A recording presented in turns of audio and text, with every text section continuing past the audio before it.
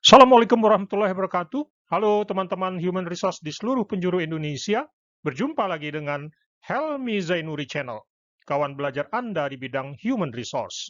Video saya kali ini melengkapi video saya sebelumnya tentang membuat struktur skala upah. Kali ini dengan menggunakan metode point factor. Tanpa membuang waktu, yuk kita simak videonya. Ada 7 step membuat struktur skala upah dengan menggunakan metode point factor. Pertama, buat daftar upah dan pengelompokan jabatan. Step kedua, menghitung total point factor setiap kelompok jabatan. Step ketiga, menentukan interval, golongan jabatan, dan tentukan rentang.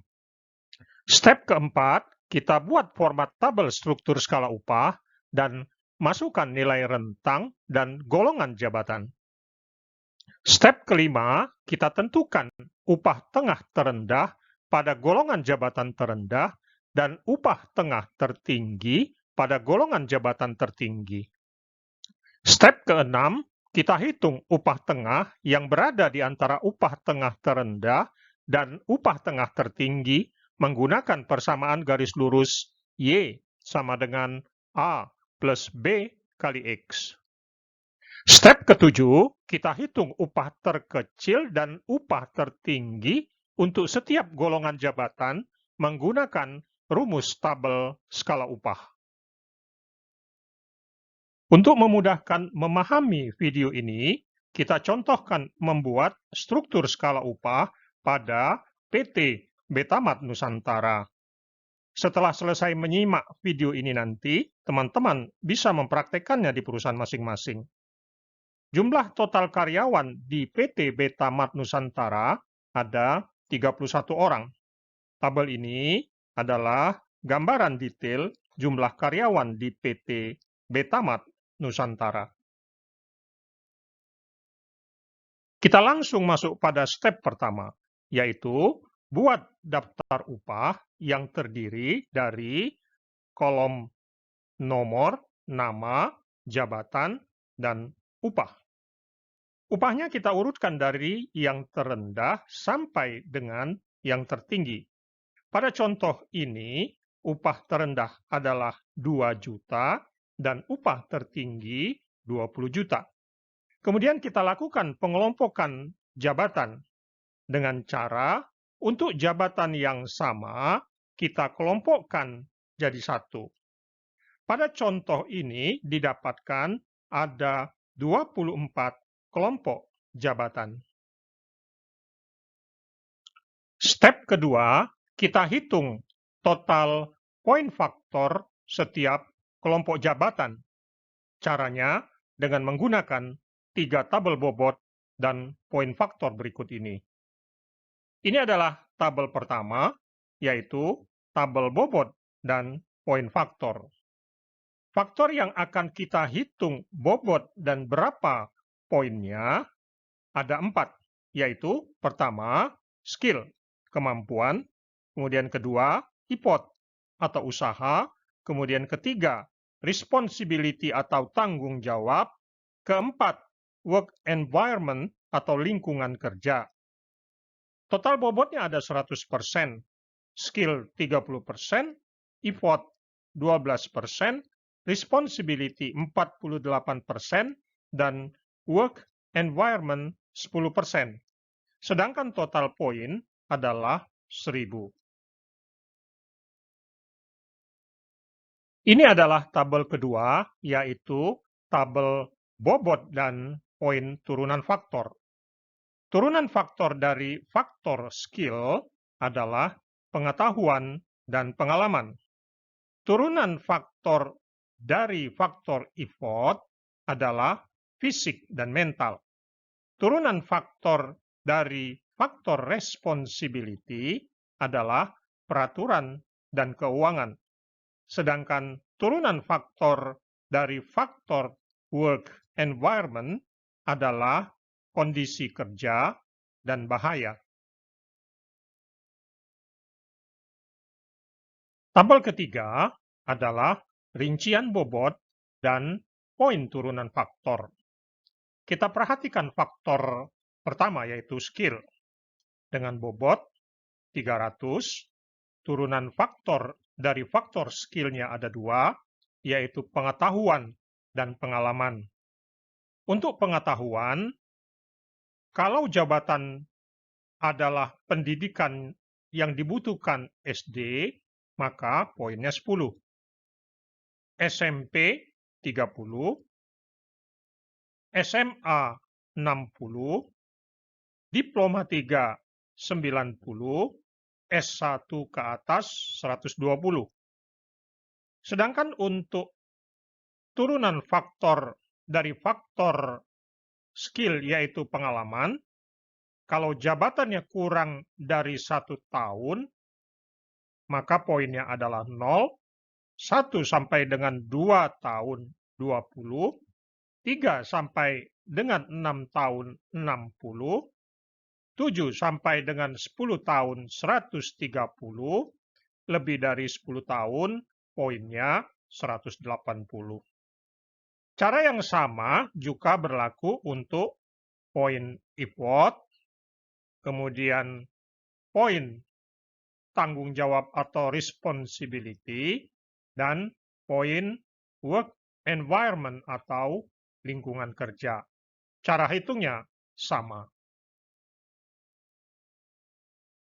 Pada video kita ini, kita contohkan menghitung total poin faktor untuk 2 jabatan saja, yaitu untuk jabatan Kepala SDM dan Staf SDM. Pertama kita simak detail poin faktor untuk jabatan Kepala SDM. Ini faktornya ada 4. Faktor skill turunannya pengetahuan dan pengalaman. Untuk pengetahuan, karena jabatan Kepala SDM dibutuhkan lulusan S1, maka kualifikasinya 5, poinnya 120. Untuk pengalaman, karena dibutuhkan pengalaman 10 tahun, maka poinnya 130. Untuk effort fisik, sedikit memakai tenaga fisik, poinnya 10. Sedangkan untuk mental, karena banyak tekanan mental, poinnya 60. Responsibility untuk wewenang mengelola peraturan berada pada 1 tingkat di bawah GM, maka poinnya 160. Begitu juga untuk mengelola keuangan, poinnya 160. Untuk work environment, poinnya 0. Sehingga total poin faktor untuk jabatan Kepala SDM dan Umum adalah 640. Dengan cara yang sama, kita hitung total poin faktor untuk jabatan staf SDM. Hasil hitungan total poin faktor untuk jabatan staf SDM adalah 270.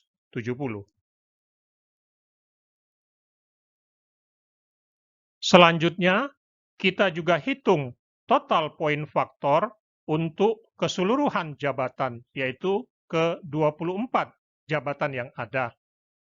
Ini adalah hasil hitungan keseluruhan poin faktor untuk 24 jabatan tersebut.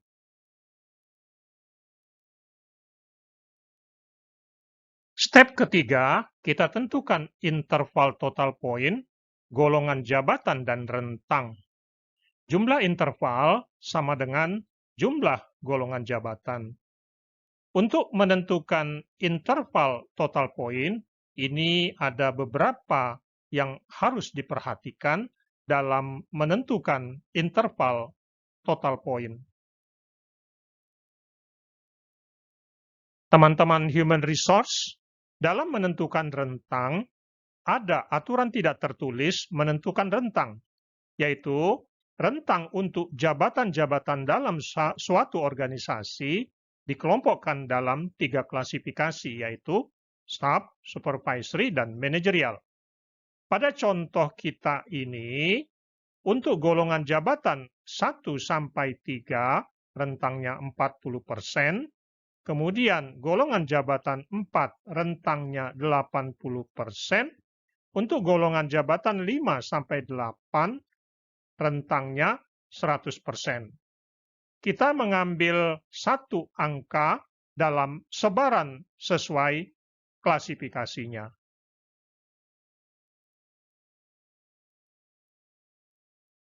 Hasil perhitungan dan penetapan interval golongan jabatan dan rentang pada contoh kita tergambar dalam bagan berikut ini.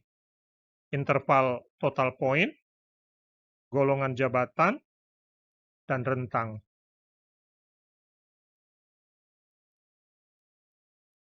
Step keempat, kita buat format tabel struktur dan skala upah, yaitu kolom rentang, kolom golongan jabatan, upah terkecil, upah tengah atau midpoint, dan upah tertinggi. Dan kita masukkan nilai rentang dan golongan jabatan pada tabel. Step kelima, kita tentukan upah tengah terendah dari golongan jabatan terendah, dan kita tentukan upah tengah tertinggi dari golongan jabatan tertinggi.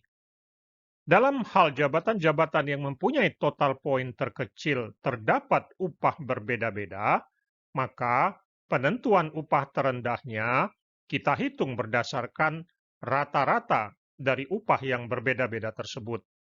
Cara yang sama kita gunakan juga untuk penentuan upah tertinggi.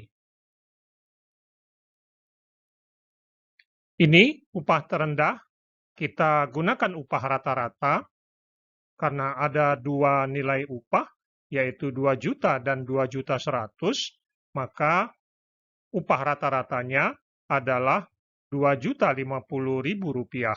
Kita masukkan pada kolom upah tengah atau midpoint golongan jabatan 1. Kemudian upah tertinggi, yaitu 20 juta, kita masukkan pada midpoint tertinggi, yaitu golongan jabatan 8. Step ke-6, kita hitung seluruh upah tengah yang berada di antara upah tengah terendah dengan upah tengah tertinggi dengan menggunakan rumus persamaan garis lurus, Y sama dengan A plus B kali X.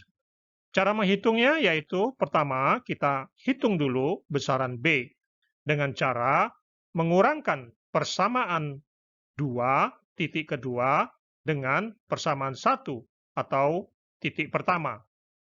Apabila persamaan 2 dikurangi persamaan 1 akan didapat nilai B. Kemudian yang kedua, kita hitung besaran A dengan cara memasukkan nilai B pada persamaan 1, maka akan didapat nilai A. Kemudian yang ketiga, dengan diketahui A dan B, maka upah Y untuk golongan jabatan X lain dapat kita hitung. Ini adalah hitungan detail menentukan upah tengah atau midpoint. Pertama, kita hitung dulu nilai B dengan cara persamaan kedua dikurangi dengan persamaan pertama.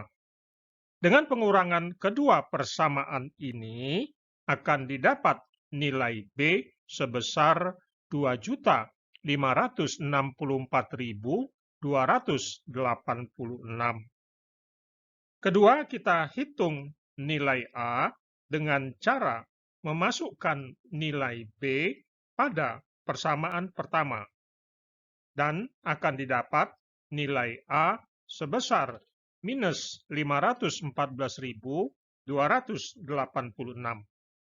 Selanjutnya kita masukkan nilai A dan B pada setiap persamaan setiap golongan jabatan, maka akan didapatkan midpoint atau upah tengah setiap golongan jabatan.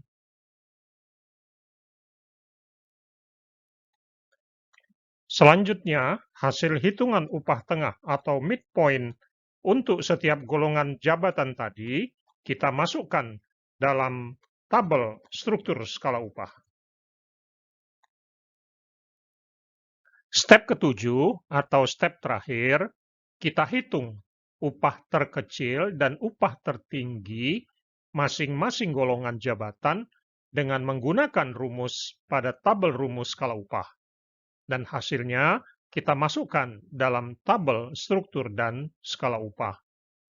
Rumus upah terkecilnya adalah 2 kali upah tengah dibagi rentang ditambah 2, sedangkan rumus upah tertingginya adalah 2 kali upah tengah kali rentang plus 1 dibagi rentang plus 1.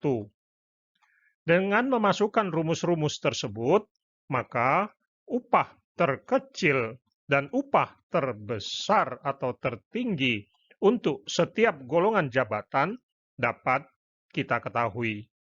Ini adalah upah terkecil, hasil hitungannya untuk setiap golongan jabatan, dan ini adalah upah tertinggi untuk setiap golongan jabatan. Teman-teman Human Resource, setelah kita melakukan 7 step membuat struktur dan skala upah dengan menggunakan metode poin faktor pada PT Beta Mat Nusantara tadi, ini hasilnya.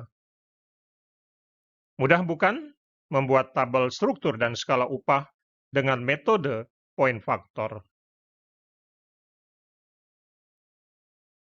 Terakhir, ini adalah tampilan tabel struktur dan skala upah yang telah kita hitung tadi dalam bentuk grafik. Selamat mencoba dan mempraktekkannya. Demikian video saya kali ini, semoga bermanfaat. Thank you for watching.